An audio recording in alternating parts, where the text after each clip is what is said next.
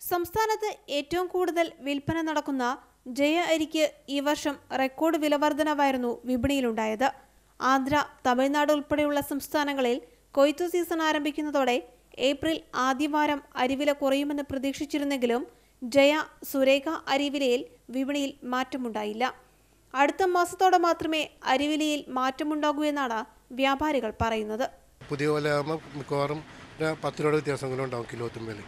കഴിഞ്ഞ വർഷത്തേതുമായി താരതമ്യപ്പെടുത്തുമ്പോൾ ജയ അരിവില 56.9% ഉയർന്നിരിക്കുന്നത്. വിലയിൽ കുറവുണ്ടാകാത്തതിനാൽ വിഷു, ഈസ്റ്റർ ആഘോഷവേളയിൽ ഉയർന്ന വിലയ്ക്ക് തന്നെ ഇത്തവണയും അരി വാങ്ങേണ്ടി വരും. 40 രൂപ വരെ നമുക്കിപ്പോൾ അരി മേടിച്ച് കഴിക്കണമെങ്കിൽ 40 രൂപ തന്നെ കൊടുക്കണം.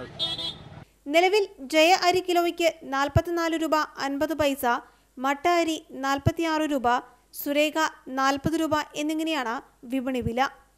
മാതൃഭൂമി ന്യൂസ്, കൊച്ചി.